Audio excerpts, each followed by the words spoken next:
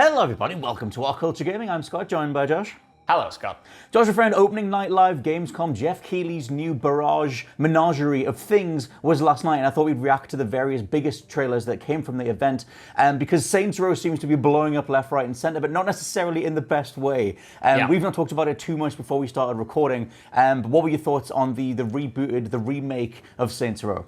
Well, I need to clarify that Saints Row has never really been my thing. I've played 2, 3, 4, and Get Out of Hell, not to completion, but I've jumped in them all and it just kind of like bounced off. So I will admit that I'm coming from a position not of a die-hard fan or anything like that. Even saying that though, I still wasn't blown away. I still didn't think it looked all that good. It reminded me of the characters from Watch Dogs 2 and the gameplay of a game from 2009. And I want to clarify, I like Watch Dogs 2 and I like games from 2009, but it just didn't seem to work here or inspire anything within me. Like, the trailer was kind of cool, but that's the general vibe of it all for me. It was kind of cool. It wasn't cool. Yeah, that was kind of my thing, is that we almost titled this video like they just Fortnited Saints Row, because for me, watching that cinematic reveal, and then, to be honest, to be completely honest, I do think the gameplay looks pretty solid. Like you said, it does feel like a flashback, but at the same time, like, I don't necessarily need more than that. Like, I do miss that. Like, I do miss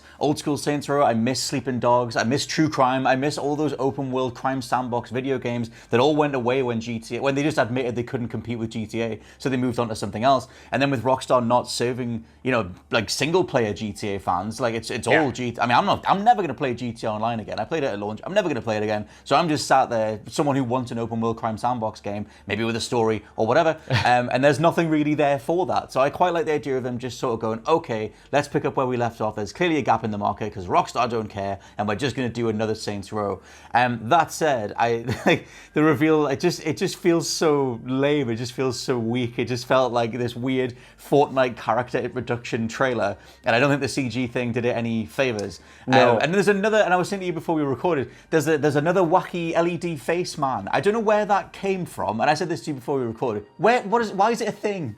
I don't know why that hasn't been retired yet, because that was kind of grating when it was in Watch Dogs 3. By the time we got to Watch Dogs Legion, all of that kind of weird cyberpunk stuff, I was just thinking, no, we moved beyond this as a culture. It's not 2015 anymore. And that's kind of like the vibe I got from watching the trailer. And then the gameplay, which admittedly looks kind of solid, but again, nothing was inspiring me, and that's the main issue with this. In between all of these other trailers and coming off a franchise that I didn't love to begin with, I didn't get the drive of either this thing's back or this is something new that I need to get into. I'm all over the place with Saints Row, because for me, Saints Row 1, I know there's a whole bunch of Saints Row fans who love how more grounded Saints 1 was and really started to gradually despise how over the top it became, especially by Saints 4, with all the superpowers and stuff, and then Get Out of Hell was, I didn't even play Get Out of Hell very much. But for me, Saints Row 1 scratched the itch of a next-gen crime sandbox game before Rockstar got there with GTA 4, so that was why I liked Saints 1. But for me, my favorite is Saints 3. I like the sense of humor, I like how over the top it is, and how self-aware it is. I thought that script for that game and the gameplay itself was so sharp. But at the same time, for that franchise, there are two versions of that IP. Like, either it's the GTA aping grounded stuff, or it's the wacky side of, like, making a more self-aware script. And doing something like that, and I feel like they tried to split the difference, but doing that in 2021 and trying to make it as marketable and mainstream as possible gives you this sort of weird, watered-down, synthetic Fortnite-like version of the IP, which I just look at and go, well, I know exactly where you've taken this stuff from, and I can see exactly what your reference points are.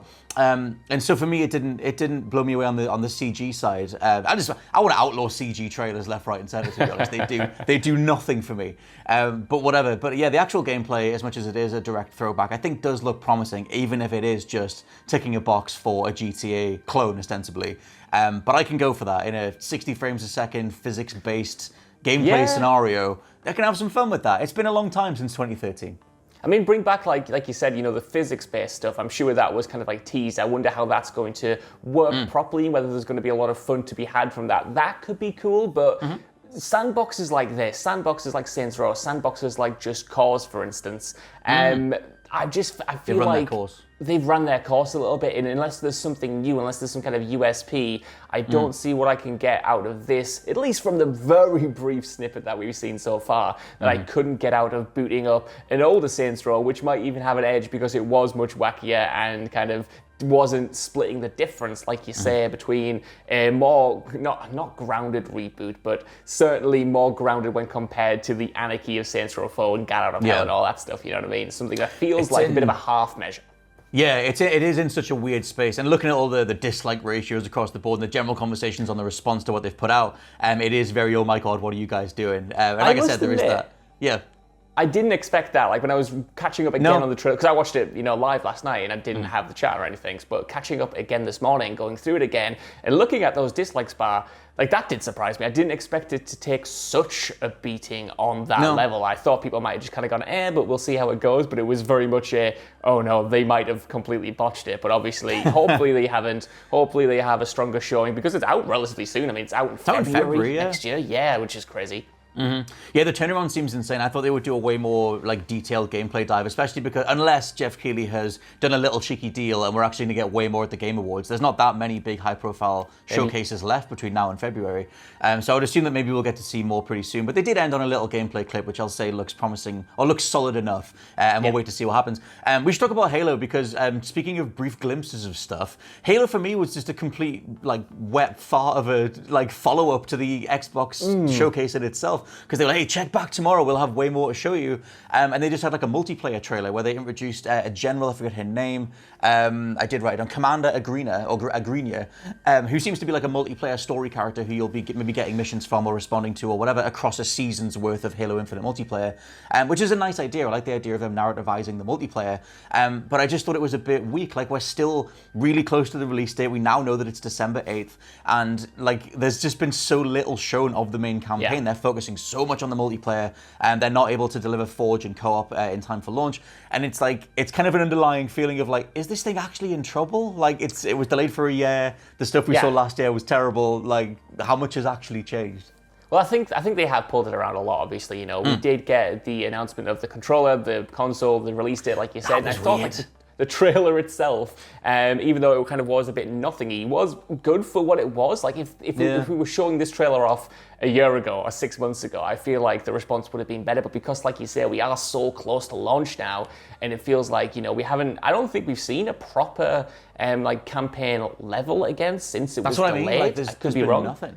Mm-hmm. Yeah, there's been nothing on that front. And like you said, it's coming out right at the end of the year in December. I'm pretty sure early in the week before all this was going down, Joseph Staten was doing interviews saying, look, we were considering delaying it again, but instead we we decided to go and we'll deliver co-op and we'll deliver Forge later on, which, fair enough, they've already delayed it a year. As long as what's there at launch is good, I'll be fine with that because the multiplayer is going to be free to play and it is the campaign. But it's going to be interesting whether the campaign itself, that's the thing, if you don't have Game Pass, justifying the price point, right? And yet that's the thing that I feel like they haven't had the confidence to show off yet. And that kind of seems almost backwards to me when anyone can jump in the multiplayer and the risk doesn't seem to be quite as high.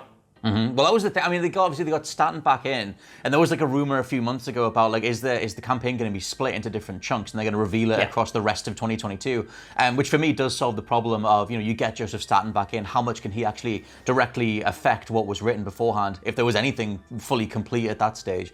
And that lets you sort of roll the story out in a more considerable way. I would still back that. I just think I don't know, it doesn't actively worry me because, like you said, I am going into this for the multiplayer. I don't really care for where we left off at the end of Halo 5. So I'm kind of I'm just psyched to play some new age Halo. The beta was a nice speedy, upgrade to Halo in general. So I want to see more of that stuff. But it is in a weird spot. I feel like it's just, we needed to see more either at the Xbox conference or this. And now that they've missed both, it's are they going to be, I think the Game Awards are after December 8th anyway. So it's is this it? I think I might do another trailer and that's about it. But yeah, Halo was a bit of a weird one. Let's talk about Marvel Midnight Suns. So in that I'm looking forward to because it's literally Firaxis, the XCOM people, doing a turn-based Marvel game. But what did you think of the way they revealed it? Because it was another CG trailer, Josh Brown. That is true. But I thought the CG trailer was at least good. And it wasn't what I was expecting. Even though we've covered, I'm pretty sure, the rumors that they were doing a Marvel game. Yeah. I didn't expect it to be Midnight Suns. I didn't expect it to have this aesthetic or these characters. I don't know what any of that is. Is it a thing?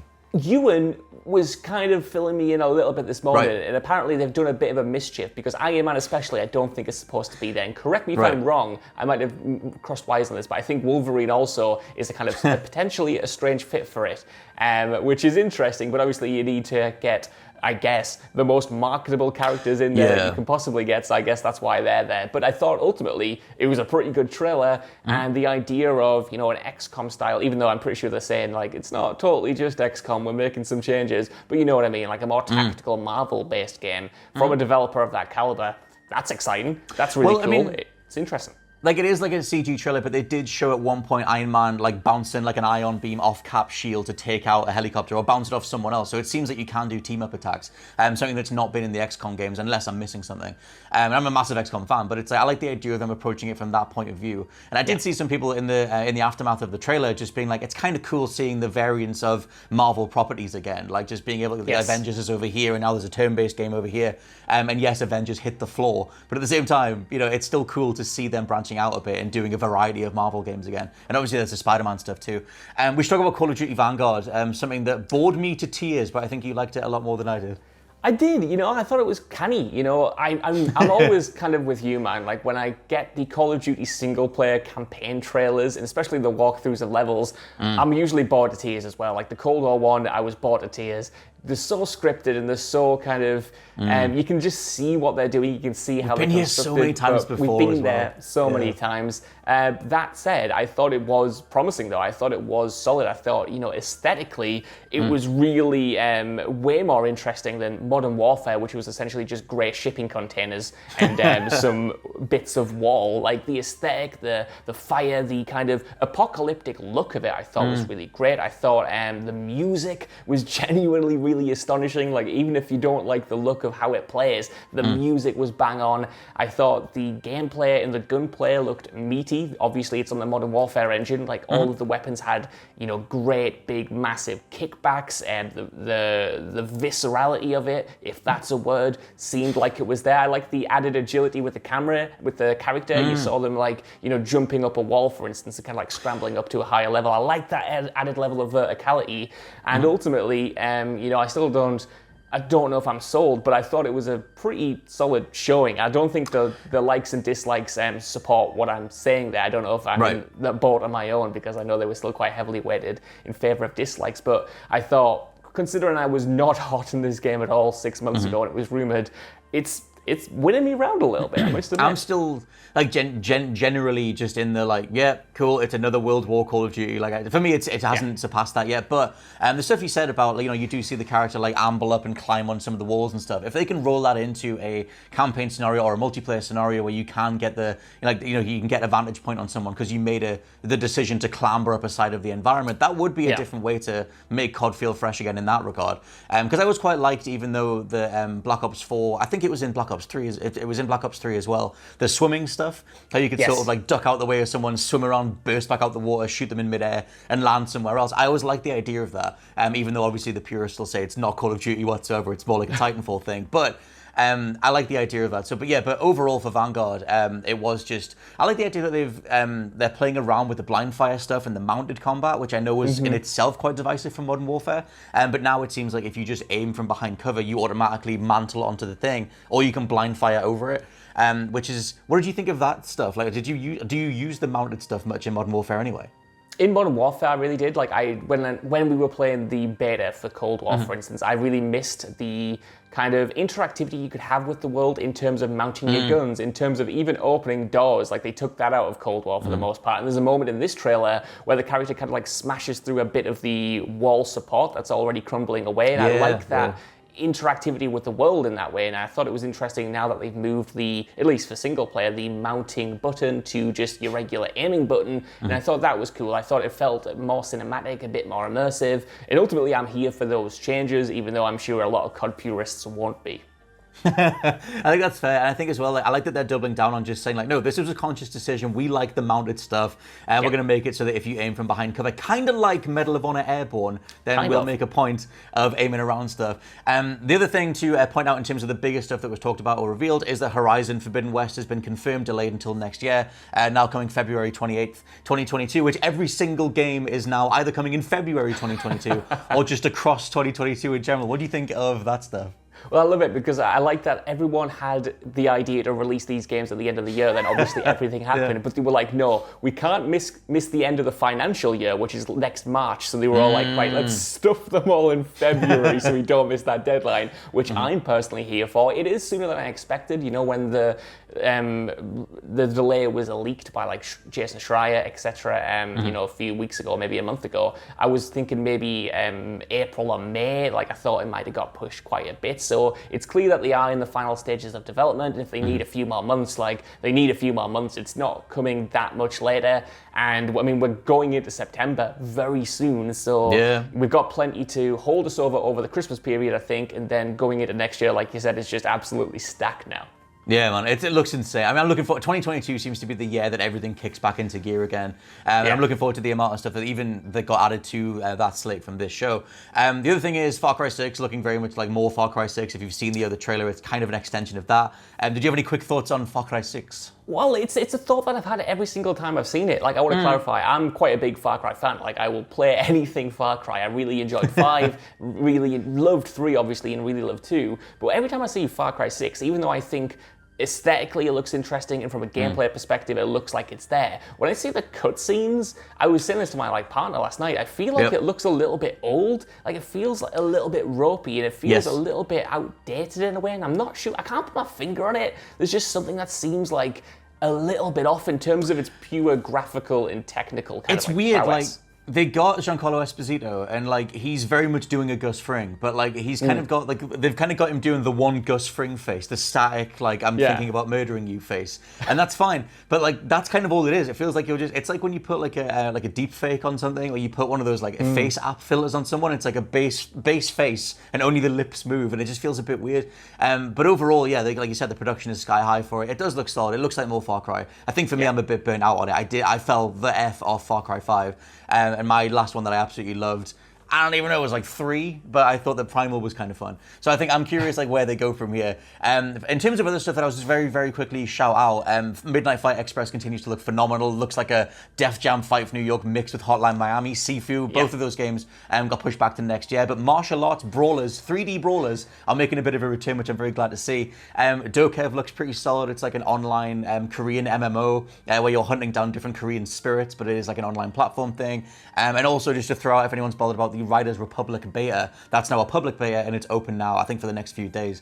Any closing thoughts on the show overall, Josh Brown? I thought it was pretty good. You know, I'm not usually clued into Gamescom. It's usually one of those that I kind of like pick up on after the fact. Like, but Jeff Keighley, for he's done a lot of good work over this past year or so when it comes to shows like this, when it comes to Summer Games Fest, when it comes to the VGAs, and I thought it was a pretty good showing. You know, I watched almost all of it. I kind of missed parts of the beginning, but I thought it was like really solid, really surprising. A lot of really good games in there, and I feel like if I had to shout something out just before we leave, it was Jeff Keighley's head being in Muppets Haunted Mansion. I love that was the one more thing. The dude can't help himself. He's always got to like pivot back to him being the star, and I respect the energy of it. He's like, you know what, this is my show. I'm going to end on my cameo in Muppets. I can only respect that energy. It's good crack. He's got to do something to make up for the fact that Kojima never replies to anything he says to the man on Twitter. Just every single, just message me. Just no, Kojima's got his own stuff going on. Speaking of Kojima, we didn't even talk about Death Stranding Director's Cut, which we will very quickly do a little bit on. Because what was your reaction to the fact that they're adding cargo cannons and jetpack booster drift things and all these different things that will make it so the game is not anywhere near as arduous as it was? Which I see why they're doing that, and Kojima has literally put an interview snippet out this morning saying that he looked at player feedback, questionnaires, and general responses to the game and has made it a lot more streamlined so that more people can get through it. I would argue that the beauty of Death Stranding, if there is any beauty in that game, is putting up with those systems to get through it. There is a very specific sense of reward and accomplishment that comes from doing that stuff, and by smoothing it over, you lose that in a way. I looked at a lot of those newer things and I went, I don't care about any of that, and I'm not going to make race tracks either. That's just, I don't know what this is anymore. Truthfully, I kind of agree with you, but I also think that all of the additions are piss funny. I think they're really hilarious. I like the stunt ramps. I like being able to take a picture in midair. I like your little robot boy that gives you piggybacks down the hills and stuff. I like the jet boosters on your legs where you could just absolutely jump off that waterfall now and drop to below. But I just don't know what the game is anymore. Like, I know what you mean, but I do feel like these things are very much extras for the director's cut and for people who have already completed the game and been through that initial journey. Like, I'm definitely going to jump back in and play it top to bottom as it was without that stuff. However, I am really excited to use all of those new gadgets after I finished it. So I feel like for returning players who have played the game to death, who are already used to the mechanics, having these extras is going to make it more fun and kind of going to open things up in a way that they might not have experienced over the past few months, where it potentially has gotten like a little bit stale. So I feel like they're very much additions for people who have already finished it, and I would agree with you and suggest that if you're going through it for the first time, don't touch those things until you've completed the main campaign at least. That's the stickler, though. When in the main campaign are these things available? Because if they're throughout the main campaign, then it changes a lot of the dynamic of how you get to the final Knot City and the whole thing later on, where you have to then rely on everything you've built to go back over again. I also think that the idea of what a road represents, the whole thing that you're communally building this road so you can get from A to B, means less if you can just bust out some racetracks left, right, and center. So I don't know. I'm a bit it's just full on. Kojima's very much his own meme at this point. He's he just does whatever comes to mind, and I appreciate that about him. But some of the additions to this just make it seem like banter the game. Like the bit in the main campaign where Norman Reedus just scratches a record randomly, then runs out the room. It's kind of that. It's just sort of like, whoa, bit of a thing, and then he's away again. And so it's there for you if you want it, but at the same time, it is kind of banter AF. But yeah, let us know what you think down in the comments below of everything that was shown at Gamescom. And what do you think of cargo cannons and jetpacks in Death Stranding? For now, I've been Scott from WhatCulture.com. I've been Josh from WhatCulture.com. And we'll catch you next time. Bye-bye. Bye.